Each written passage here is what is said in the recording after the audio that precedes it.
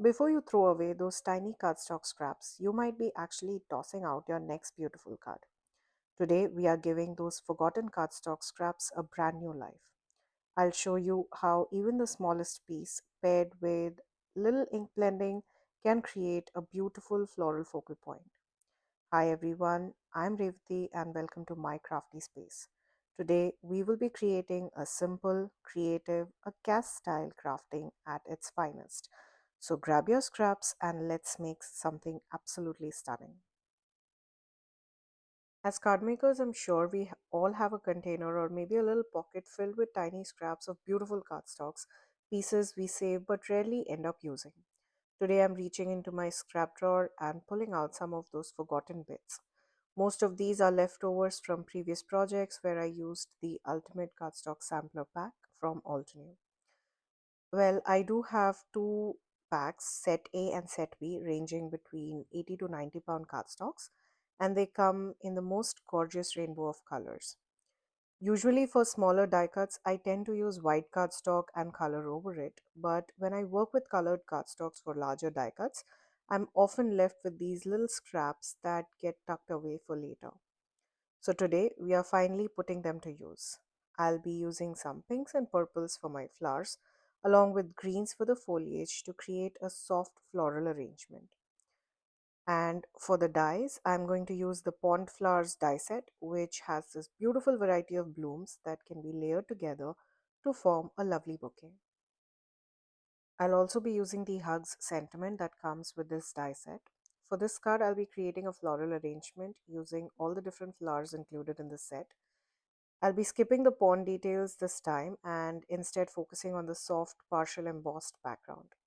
To finish it off, I'll be adding a stamped sentiment along with the die cut hugs for a clean and cohesive look. I went ahead and die cut a bunch of flowers and leaves ahead of time and stored them in these little containers to keep everything organized. You'll see I have all my flowers in one of those larger containers, and I also cut out the flower centers using scrap pieces of orange and yellow cardstock. For the sentiment, I used black cardstock to die cut the word hugs. Now to add some depth to these solid colored pieces, I'll place each of those flowers on my ultra sticky mat and use a mini ink blending brush to bring in some color. The way I like to color the ink blended petals is by starting with the more saturated brush at the center of the flower and then gently brushing the color outward towards the edges in soft stroke-like motions. I use the same inks for both the light and the dark pink cardstock, and we will be layering these pieces together to create a more dimensional look.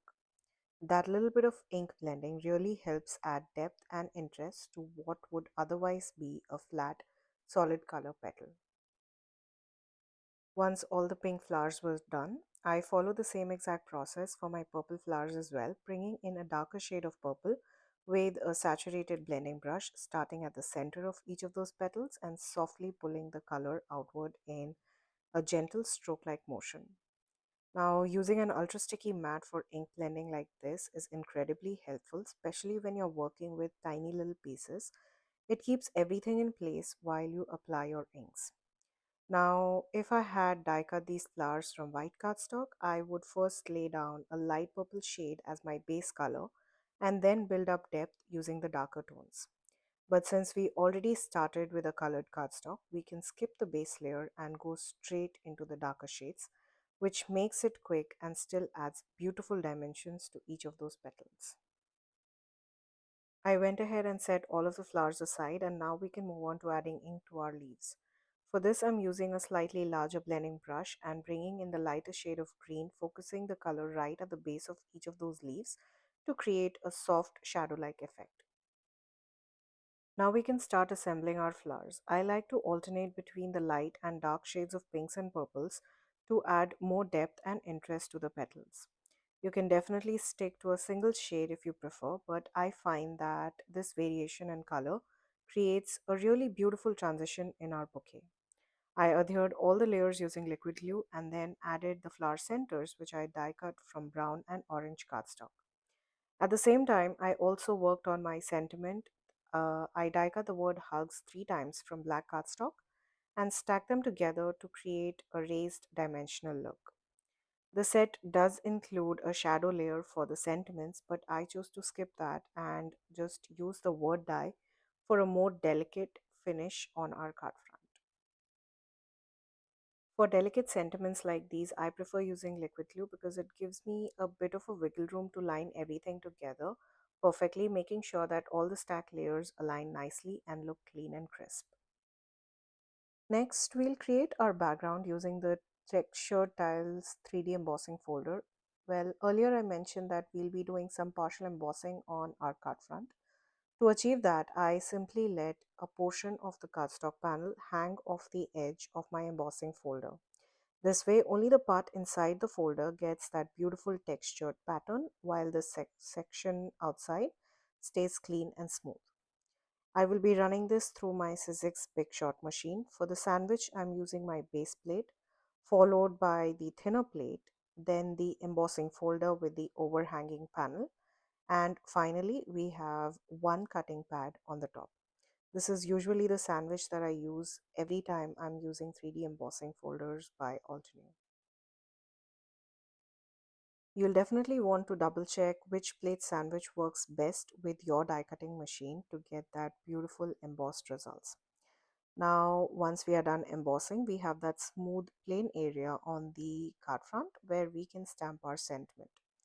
Now, if you're not comfortable with this partial embossing, there are various other ways to use your sentiments and your die cuts. You could emboss the entire panel and add a plain white strip along the bottom for your sentiment, or stamp your sentiment onto a little white label and add it or layer it with your die cut hugs onto the fully embossed background. There are so many different ways to do it. Let me know in the comments below which method you'd prefer. I decided to stamp my sentiment directly onto the plain area of the partially embossed panel. I'll be using a sentiment from the Flourishing Garden stamp set that says sending love and hugs.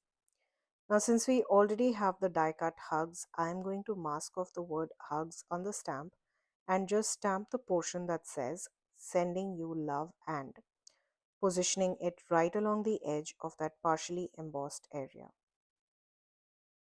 I like to use a post-it note to mask off any words that I don't want on my panel.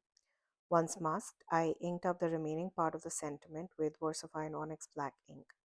Before stamping it onto the panel, make sure to carefully remove the mask. You don't want any of that ink splotches from your post-it notes on your cardstock.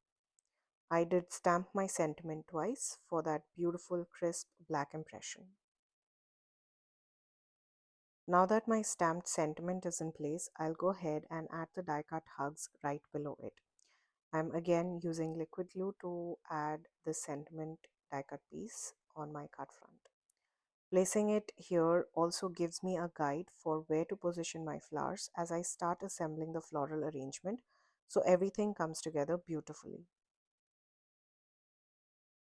I'll then go ahead and bring in the flowers and leaves and start arranging them around my sentiment. I went back and forth a few times until I was happy with the layout. Then, using liquid glue, I adhered most of the pieces and popped two of the flowers with foam tape to add some dimension.